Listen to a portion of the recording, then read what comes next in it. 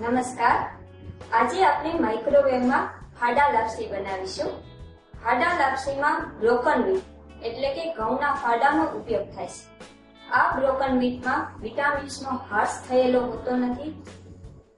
ઉપરાંત તેમાં આયર્ન અને ફાઇબર પણ બહોળી માત્રામાં હોય છે, જેથી તે સ્વાસ્થ્ય દ્રષ્ટિએ પૌષ્ટિક હોય છે અને સ્વાદમાં પણ ખૂબ જ સ્વાદિષ્ટ બને છે.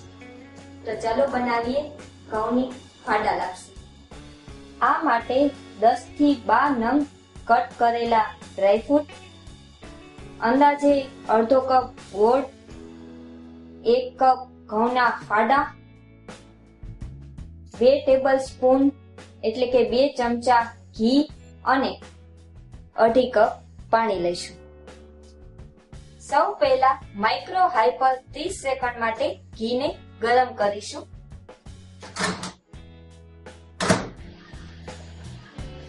ત્રીસ સેકન્ડ થઈ ગઈ છે. હવે ઘીમાં ઘઉંના ફાડા ઉમેરી લઈશું.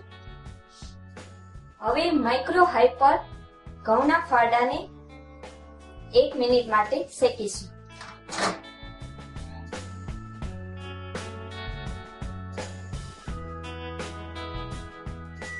એક મિનિટ થઈ ગઈ છે.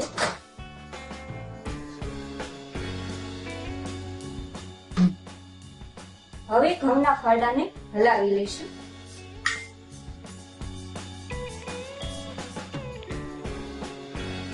ફરી માઇક્રો હાઈ પર 1 મિનિટ માટે ઘઉંના ફાડા શેકીશું. આવી રીતે જ્યાં સુધી ઘઉંના ફાડાનો કલર ચેન્જ ન થાય ત્યાં સુધી તેને માઇક્રો હાઈ પર 1 મિનિટ માટે મૂકતા રહેવું, હલાવતા રહેવું. દર 1 મિનિટે બાઉલ બહાર કાઢવાની જરૂર નથી, તેને અંદર જ આ રીતે હલાવી દો.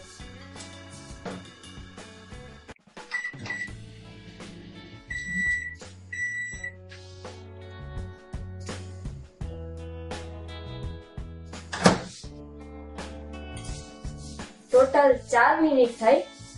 ઘઉંના ફાડાનો કલર ચેન્જ થઈ ગયો છે, માટે ઘઉંના ફાડા શેકાઈ ગયા છે.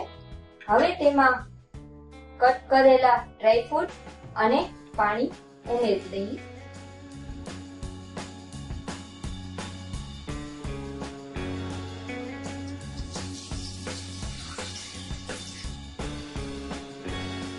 આ લાપસીને માઇક્રો હાઈ પર 8 મિનિટ માટે મૂકી દઈશું.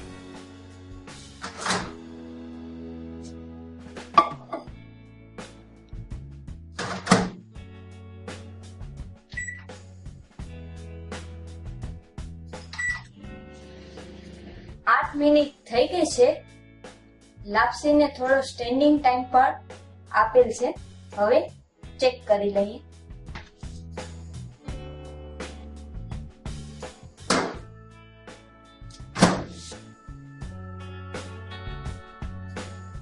લાપસી સરસ બફાઈ ગઈ છે. જો તે થોડી કાચી લાગતી હોય અથવા થોડું પાણી રહી ગયું હોય તો ફરી 2 મિનિટ માટે મૂકી સ્ટેન્ડિંગ ટાઈમ આપી અને લાપસી તૈયાર કરી લેવી. હવે તેમાં ગોળ ઉમેરી દઈશું.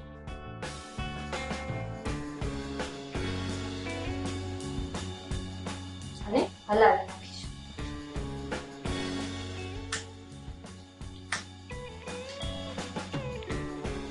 ગોળ બરાબર મિક્સ થઈ ગયો છે.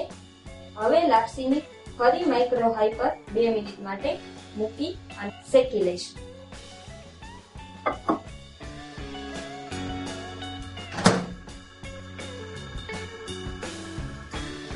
તૈયાર છે ઘઉંના ફાડાની લાપસી. જુઓ કેટલો સરસ કલર દેખાઈ રહ્યો છે.